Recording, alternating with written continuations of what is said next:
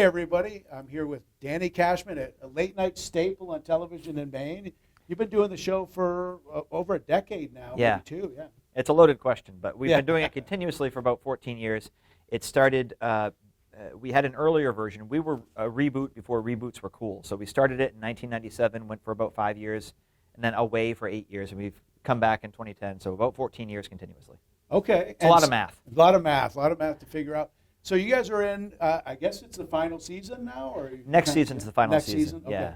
So when does that end? Because people have been, I mean, you've been kind of like, it's like a Johnny Carson type of thing. You've been at everybody's home at Saturday nights, most nights, on Bangor and in Portland. And in Presque Isle. Don't forget the county. Yeah, exactly. They will be so mad. I agree. Sorry, Presque Isle. And, I mean, I just don't get to Presque Isle. But I've been in Bangor, seen your show there. You started out more there on Channel 5, WABI, the CBS right. station there. We were actually on down here originally on My Network TV affiliate. Okay. And I'll give you a second to Google that. Right. No, but it's then we moved to the CW, and now we are on Fox 23 and CBS 13 down here. Because the My Network was on digital antennas a lot, too. Yeah. You had to try real hard to find it. Right, exactly. It's like those ones, it's like a number and then a point something and stuff.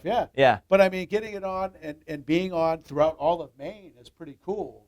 And so you cover most of Maine with your show? All of Maine. Yeah, we got all of Maine. We got part of New Hampshire and part of Atlantic Canada. So we hit the whole state.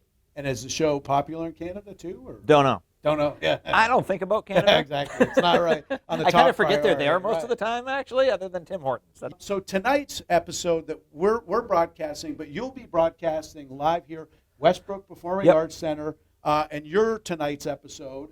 Can you tell us a little bit about who's going to be on, what it's going to be? Yeah. So we're recording at the Westbrook Performing Arts Center. It's our third time here. It's our seventh time taking our show on the road out of our home base. It's always a big undertaking, but it's so worth it. These air tomorrow night on the stations I mentioned, Fox 23 and CBS 13, and then a week from tomorrow.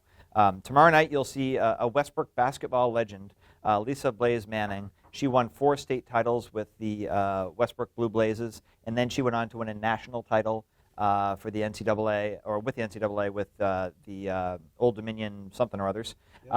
Just an absolute basketball legend and a wonderful person. So we'll be talking with her tomorrow night, and we have a performance from Tom Bones Malone. He is a legend, another legend. I use that term very sparingly. A lot of legends. Nothing wrong with he started with the Saturday Night Live band on television. He was a musical director for 5 years, parlayed his way into being the arranger and trombone player for the Blues Brothers band, was in the movie, and then he spent 22 years in David Letterman's CBS orchestra. So he'll be sitting in with our house band and doing a featured performance as well of a Blues Brothers classic, which will be a lot of fun. Okay. And then next week we have Paula Cole, who huge hits in the 90s, Where Have All the Cowboys Gone, and the theme to Dawson's Creek, which is one of my favorite songs, I Don't Want to Wait. She's a Grammy winner. She has a new album out, came out earlier in the 1st of March. And she's hitting the road all over the country starting in April. She'll be back here in Maine in the summertime. And before she does all of that, she's visiting with us, and we're super stoked about it. Very cool, very cool. And we'll get some B-roll of the undertaking that it takes to do something like this. Is generally you shoot at Gracie Theater in Hudson College, so you're based in Bangor most of the time. Yeah. How often have you come up here? And as we'll show, I mean, this takes a lot, because you have to have a whole, we were talking to the tech guys, they're in a mobile type of thing or something, It's a crazy setup. And this is one of the things that I love most about doing the show is when people come, they watch it on TV, and it looks like the other shows. And they say, I don't really know what goes into that. Then they come, and they see there's an army of people working on it. And there's like 7 cameras. There's a remote mobile truck. There's audio people. There's stage managers. There are so many people. I don't know how we got this fortunate to have a show with all of these things pulling together in the same direction.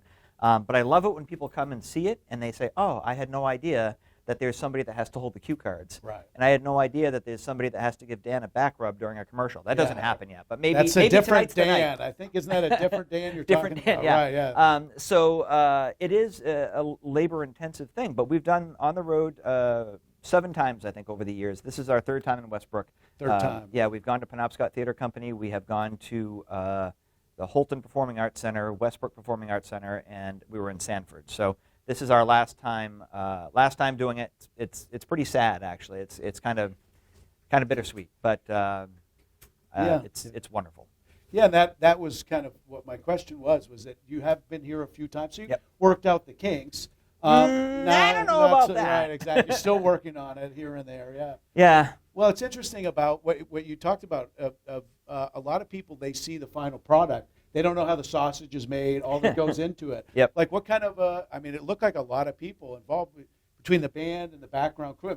20 or 30 people, that type of thing? Or more than that. More, yeah, we have I'd say about 50 people working on this tonight. Yeah. We have the people you see on camera, and you have people you don't see on camera. The people on camera, we have a 7-piece house band. We have Jeff Parsons from WHOM filling in for Christy Robinson, our normal co-host, and Jeff has been a great friend of the show. He doesn't know this, but listening to him is the reason I wanted to get into radio when I was younger, and I worked in radio for the first 5 years of my career. And Jeff is he made it sound fun, and he made it sound easy. And I found out it is definitely not easy, but it is fun. So it's going to be so fun having Jeff join me tonight as a co-host for a couple of weeks. And then there are so many people working behind the scenes, and it's like an anthill. They come out of nowhere. Right. Yeah, exactly. So what are kind of the plans for the final season otherwise? I know we talked about it before. You say it's kind of a show without a net. You don't always make plans. We always figure it out as it goes along, but you probably have some surprise guests, send-offs. I hope so. Yeah, exactly. We're trying. There were some guests we've wanted to have for 14 years that we still haven't landed, so we have one shot left to get him next season. David Letterman. Maybe David Letterman is a big one. He is the top one. Paula Cole, we've been trying to get back on our show for 3 or 4 years, and I'm confident this will be her last time on the show, so I'm going to soak up every moment of it.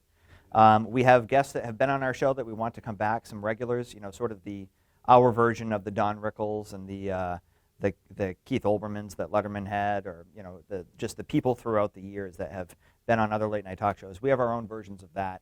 We want to bring them back, but it's hard because it's a jigsaw puzzle now. We know that we have this many shows left, and if everybody says yes, we don't have enough shows left. So it's going to be very difficult to figure out how it's all going to work. But it had to end at some point, and I'm more at peace with the fact that it's ending and we can put some thought into it rather than it ends because they have to do a televised memorial for me because I've passed away. Exactly. Like that's the worst case scenario. Ending on your own terms and going out on top. It's kind of like the guys you're talking about. It's like the people that you'd see on your highlight reel of your shows. Yeah. Some of those folks that you've had that have always had the good chemistry between you and the guests, things of that nature. Yeah. Yeah, just like Martin Short talks about how much prep work he does coming to do a late night talk show, and that's true today with Jimmy Fallon going on his show. He did it with Letterman for years, and with Leno, he always had stuff prepared. And we have guests like that too, and those are people that will absolutely be coming back in the final season because there are a couple of guests that we have where I have a little note card in front of me, and it's just blank because I know they're just going to take it and run with it. And sometimes I know what they're going to do, and sometimes I don't. Yeah. Either way, the people that have done it enough and kind of know what we're about, it always goes off very well, whether I'm in the mix on it or not. And speaking of running, this is like the worst kind of transition, but I know you're a big runner. I am. I've seen you on social media, a lot of marathons. I've run a few of those. They're really difficult. Yeah. Are you keeping up? Are you going to have more time after the show to do Yeah. things like that? Yeah. I will. The last marathon I did was in January, and I was nervous about whether or not I'd be able to train for it because, late fall in Maine can bring a lot of snow and ice, but we had a pretty easy spell, at least in Bangor, so I was able to train for it. That was the Disney Marathon in January, and I put in to do the New York Marathon in November as a lottery. They pick a certain amount of people, and I lost out on it. So I'm not going to do that, but I'm going to get back into running. I haven't run in about a month, and I'm blaming the late snow and the late ice, but it also has a lot to do with my late night pizza that I've been having. The late night pizza. Yeah, it's kind of a bad staying combination. Up and working on all these things. That's right. So can people check out more about things online or find your social media, things like that? Yeah, we have one of these things called a website. We're very proud of it. Right, exactly. It's got information about our show. It's got video clips on there from the past 14 years. It's the niteshowmaine.com, and we spell Nite, N-I-T-E. Yes. So we did not have spell check when we started the show. That's how old it is. The niteshowmaine.com has information about taping dates. Right now, it only has the taping dates that remain for this season. We have one left. Wow. Oh, man, I just got a breath of relief. It's almost over. You got a little time off. Yeah. So we have one left. It's April 24th in Bangor, and then we'll post next season's taping dates as we get a little bit closer. But I highly recommend it. If you've ever thought about coming to check it out, I'm biased, obviously, but it really is a unique experience. There is nothing like it in New England. The closest there is to a show like ours is in New York, and we've tried very hard to kind of bring New York to Maine in a good way, not like Yankees fans, in a good way. We have a house band that is just off the charts in talent, and they amp the audience up.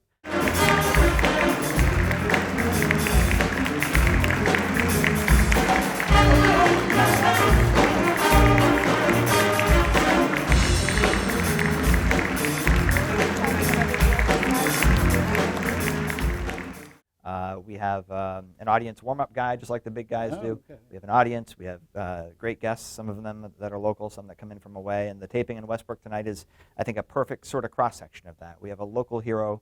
We have some national-known people coming in. We have some local comedy. We're doing a parody of Law & Order called Law & Order Westbrook. Okay. So, and it's just fun. Yeah. And it's fun to run around and shoot sketches. You don't know if they're going to be funny when you're shooting it. Sometimes you get sort of a glimmer of, oh, this is funny now, so it's going to be funny on television. Somebody that came up and did, I'm rambling now, so you get my first rambling interview. Yes, exactly. Somebody that came up and did our show, she has a website called TV Travels with Lori, and she would go to different TV sites around the country and take pictures of herself. So I invited her up here to do our show because I thought it was interesting. Okay. So we did this sketch where we ran around looking at different Stephen King movie locations, and nothing was written other than we were just going to these locations. And being a TV person herself, she worked at the People's Court. Okay. So she went through that whole experience, and she said that she was reminded how much fun she thought television could be because it was just people doing things because it might be funny. Yeah. And I take a lot of pride in that. This is the only show like this where you can do stuff that might be funny, and you know what? If it's not, you can try again next week. Exactly. Yeah, and I mean, I think that, number one, you're a trailblazer at this, and there's really only been one. And now there won't be any, but it's also, yeah, you guys throw stuff at the wall because that's part of, I mean, to me, it seems like it's because you are kind of one person that's really in charge. It's not like you got to go to the heads of the corporations and figure things out. You can really be creative and artistic, and it's evolved over the years. I mean, it's my last question about that is when the show finally does kind of go off to the sunset, will there be ways for people to see all of this stuff? Will you put it online somewhere and archive it? Or? Well, the clips are online now. We haven't gotten that far yet. There's a lot we got to figure out. One person said to me, "Why did you announce you were ending the show a whole year ahead of time?" And it's because it took a long time to build this machine. It's going to take a long time to dismantle it. And we want to do it right. We might not do it right, but we're going to try, and that's all we can do. And so what does the future for Danny Cashman look like? Something still in media? Are you thinking of transitioning more online, doing something different, taking a break for a while? Any ideas? I got a different day job than this, and I have a nonprofit that I run. People have been really kind. I've gotten some phone calls saying, hey, would you like to do this with us? Yeah.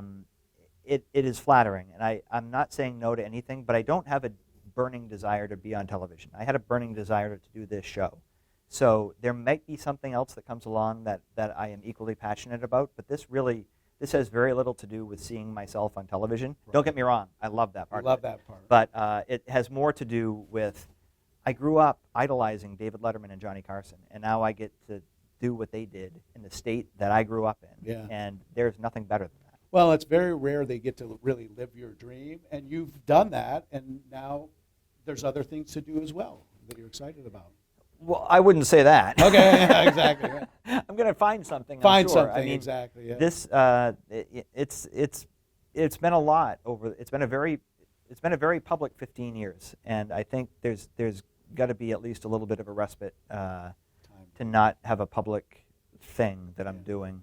My day job can be public at times, and I'll do that. But I think I don't know. I'm still a year removed, so I don't want to set anything in stone. But as I sit here right now talking to you, I think there's going to be a little bit of a breathing period where I can just kind of enjoy the silence. And so the answer to that question is we haven't seen the last of Danny Cashman. No. And maybe the Nite Show, maybe in a different form. We don't know. Let's leave the mystery to the viewer. I say this, you know, and if ABC calls and like, yeah, Jimmy's retiring, we need you, I'd be like, all right, I'm going. You're not closing any doors. They're still open. No, there are no doors being closed. I've been reflective over the past couple of weeks, and that's sort of where I'm at right now. And I know you're getting called. I am by the getting people. called, I think. So I just want to just quickly, where can they watch this? Yep. In every place. Tell everybody, and then we'll get out of your hair. Absolutely. And let you do the show. So in case you don't have a pen handy, all of this is available online on this website I referred to, theniteshowmaine.com. You can see us at 10:30 or after sports and news on Fox 23 in Portland. You can see us at 1 a.m. on CBS 13 in Portland. You can see us at 11:30 p.m. on WABI TV5 in Bangor and 11 p.m. on NBC 16 in Presque Isle. Check those out. Thank you very much. Appreciate it. We'll be right back.